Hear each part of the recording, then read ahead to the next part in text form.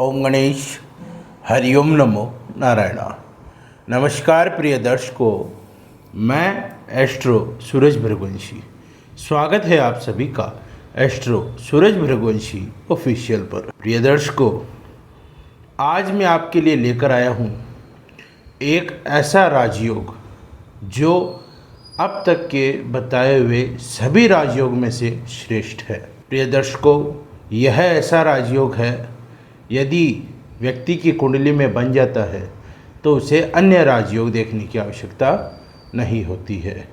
प्रिय दर्शकों, राजयोग में सर्वशक्तिशाली और सबसे ज़्यादा प्रभावशाली राजयोग में से एक है जिसका नाम है परिवर्तन राजयोग। प्रिय दर्शकों, जिसका नाम ही परिवर्तन राजयोग है, आपको इसी से अंदाज़ा लगाना चाहिए कि यह व्यक्ति के जीवन को, व्यक्ति की किस्मत को, उसके भाग्य को और उसकी वर्तमान स्थिति को पूरे तरीके से परिवर्तित कर देता है।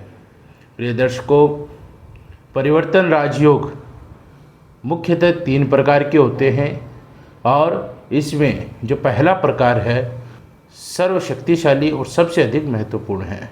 एक बात ध्यान रखिए, राजयोग हर किसी की कुंडली में नहीं होते हैं। यदि आप ये देखें कि राजयोग गुरुजी बताते हैं सभी की कुंडली में राजयोग कोई ना कोई होता ही होगा, लेकिन हर व्यक्ति की कुंडली में राजयोग नहीं होता है। राजयोग कब मिलता है? राजयोग मिलता है हमें हमारे पूर्व जन्म के कर्म के द्वारा। पूर्व जन्म में हमने भले काम किए हो, दान पुण्य धर्म का कार्य किया हो, माता पिता की सेवा की हो, गरीब लोगों की दुआएं ली हो, ऐसी स्थिति में ही वह इस जन्म में हमें राजयोग के रूप में मिलता है। प्रिय दर्शकों, आज की वीडियो में मैं आपको परिवर्तन राजयोग और इसके 3 प्रकार के बारे में बताऊंगा और कुंडली बनाकर इसको समझाऊंगा। तो वीडियो के साथ आप लगातार जुड़े रहिए और यदि नए दर्शक हैं तो चैनल को सब्सक्राइब ज़रूर करें। साथ ही यदि आप अपनी या अपने बच्चों की हस्तलिखित जन्म पत्रिका बनवाना चाहते हैं तो आप नीचे स्क्रीन पर दिए हुए नंबर पर व्हाट्सएप मैसेज करके अपना अपॉइंटमेंट बुक करवा सकते हैं। तो वीडियो की शुरुआत करते हैं। ध्यान दीजिए बोर्ड की तरफ। परिवर्तन राजयोग। परिवर्तन राजयोग के नियम, परिवर्तन राजयोग के प्रकार और परिवर्तन राजयोग कुंडली में कैसे बनता है, इसके लिए कुंडली भी बनाकर आपको मैंने दर्शाया है। अब समझते हैं इसका नियम क्या कहता है। तो ध्यान से सुनिए। जब 2 ग्रह आपस में एक दूसरे के स्थान में बैठे हों तो परिवर्तन राजयोग बनता है। एक दूसरे के स्थान में अर्थात एक दूसरे के भाव में। अब मैं आपको बताता हूँ परिवर्तन राजयोग के प्रकार, जिसे हम कुंडली पर समझेंगे। देखिए, पहला है महापरिवर्तन योग। इसके आगे लिखा है पूर्ण फल, यानी महापरिवर्तन योग जब व्यक्ति के जीवन में, व्यक्ति की कुंडली में बनता है तो उसे पूर्ण फल की प्राप्ति होती है। कैसे बनता है? जब केंद्र स्थान का स्वामी त्रिकोण स्थान के स्वामी के साथ परिवर्तन करे, यानी एक दूसरे के भाव में हो। केंद्र का स्वामी त्रिकोणेश के स्वामी के साथ संबंध करे, यानी केंद्र का स्वामी त्रिकोण में बैठ जाए और त्रिकोण का स्वामी केंद्र में बैठ जाए। इसे हम कुंडली पर समझते हैं। कैसे? जैसे ध्यान दीजिए, यह मेष लग्न की कुंडली मैंने यहाँ पर बनाई है। सप्तम भाव में 7वीं राशि है तुला राशि। तो सप्तम भाव के सप्तमाधिपति सप्तमेश कौन हुए? तुला राशि के स्वामी यानी शुक्र। 7वें भाव का स्वामी शुक्र बैठा 9वें भाव में। 9वें भाव में कौन सी राशि? धनु राशि। धनु राशि का स्वामी कौन? गुरु बृहस्पति। गुरु बृहस्पति 9वें स्थान का स्वामी होने के बावजूद होते हुए सप्तम भाव में बैठा है। तो यहाँ पर गुरु शुक्र की राशि में है और शुक्र गुरु की राशि में है। समझ रहे हैं? तो यह शुक्र त्रिकोण भाव में है। 1, 5, 9 ये त्रिकोण भाव होते हैं और 1, 4, 7, 10 ये केंद्र भाव होते हैं। तो शुक्र बैठा त्रिकोण में, गुरु बैठा केंद्र में। तो केंद्र का त्रिकोण से संबंध हो गया राशि से, यानी कि केंद्र का स्वामी त्रिकोण में बैठा है, त्रिकोण का स्वामी केंद्र में बैठा है। तो महापरिवर्तन राजयोग होता है, जिसका मैंने आपको बताया था 100% फल मिलता है, 100% आपको इसके शुभ परिणाम मिलते हैं। अब बात करते हैं 2 नंबर की कहल योग, यानी कि इसके आगे लिखा हुआ है, देखिए यह मध्यम फल देता है। इसकी क्या स्थिति होती है, क्या नियम है? जब पहले, दूसरे, चौथे, 5वें, 7वें, 9वें, 10वें और 11वें स्थान का स्वामी, गौर से देखिए, सिर्फ तृतीय भाव के साथ यदि परिवर्तन करे, तृतीय भाव के साथ भाव का संबंध रखे तो कहल योग बनता है। कैसे? कुंडली में समझते हैं। 1, 4, 7, 10 केंद्र भाव, 1, 5, 9 त्रिकोण भाव, इनमें 2 भाव और जोड़ दीजिए, दूसरा भाव, 11वां भाव।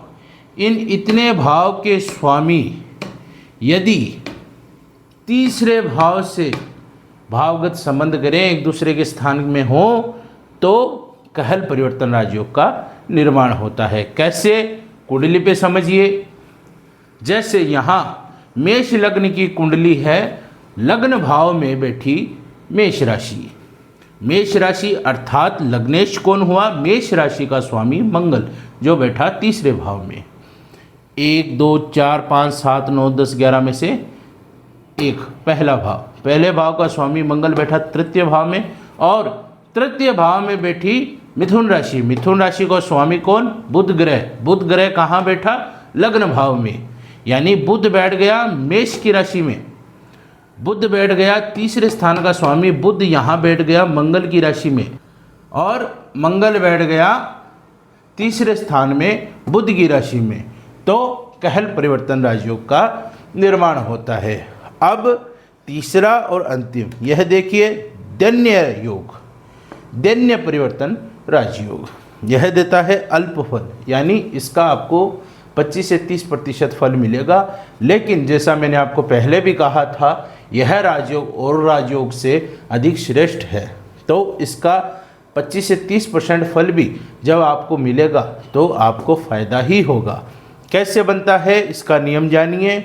जब 1, 2, 4, 5, 7, 9, 10 और 11 भाव का स्वामी त्रिक भाव से, यानी कि दुस्थान से, अरि, रंध्र और व्यय भाव से, यानी 6, 8, 12 दुख के भाव के साथ, उनके स्वामी के साथ यदि परिवर्तन करे तो दैन्य परिवर्तन राजयोग का निर्माण होता है। इसे कुंडली पर समझते हैं। पहला, चौथा, 7वां, 10वां, 4 तो हो गए केंद्र भाव, पहला, 5वां, 9वां ये 2 हो गए त्रिकोण भाव। इसमें जोड़ दीजिए दूसरा भाव और 11 भाव। इन भावों के स्वामी यदि 6, 8 और 12 इन भाव के स्वामियों के साथ यदि संबंध करे, एक दूसरे के घर में हो, तो दैन्य परिवर्तन राजयोग का निर्माण होता है। कैसे? जैसे उदाहरणार्थ हम समझते हैं, यहाँ केंद्र में बैठी है चौथी राशि। चौथी राशि कर्क राशि। कर्क राशि होती है चंद्रमा की राशि। कर्क राशि का स्वामी चंद्रमा होता है। कर्क राशि का स्वामी चंद्रमा बैठा छठे भाव में, चौथे भाव का मालिक है, बैठा है छठे भाव में। और छठे भाव में कौन सी राशि? कन्या राशि। कन्या राशि का स्वामी कौन? बुध ग्रह। बुध ग्रह कहाँ बैठा? चतुर्थ भाव में। अर्थात बुध बैठ गया चौथी राशि कर्क राशि चंद्रमा की राशि में, और चंद्रमा बैठ गया छठी राशि छठे भाव में बुध की राशि में, बुध के स्थान पर। तो दोनों का स्थान परिवर्तन हो गया, चौथे का छठे से, छठे का चौथे से।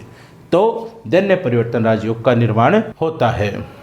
तो मैंने आपको दैन्य परिवर्तन राजयोग का निर्माण कैसे होता है कुंडली में ये पूरा बताया है।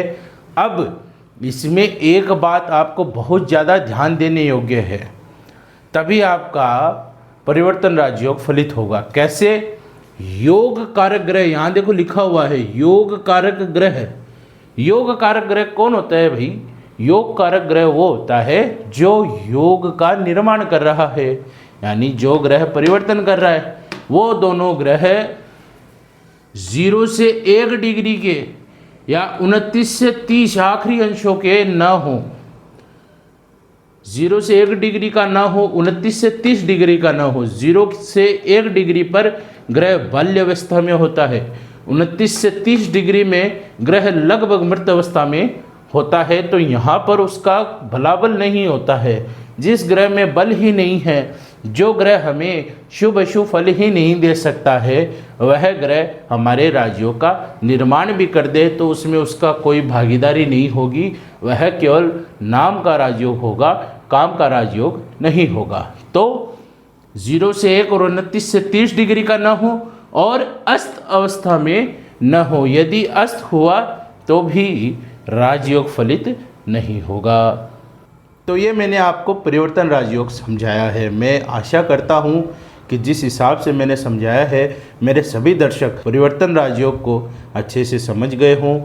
आपको यह वीडियो कैसा लगा, लाइक व कमेंट करके ज़रूर बताएं। साथ ही अगर आपकी कुंडली में परिवर्तन राजयोग बनता है तो कौन से भाव में बनता है, आप कमेंट में ज़रूर बताइए। और यदि आप अपनी या अपने बच्चों की हस्तलिखित जन्म पत्रिका बनवाना चाहते हैं या अपनी जन्म पत्रिका का विश्लेषण मुझसे करवाना चाहते हैं, तो आप नीचे स्क्रीन पर दिए हुए नंबर पर व्हाट्सएप मैसेज करके अपना अपॉइंटमेंट बुक करवा सकते हैं। इसी के साथ अपनी वाणी को विराम देता हूँ। धन्यवाद। जय भैरव।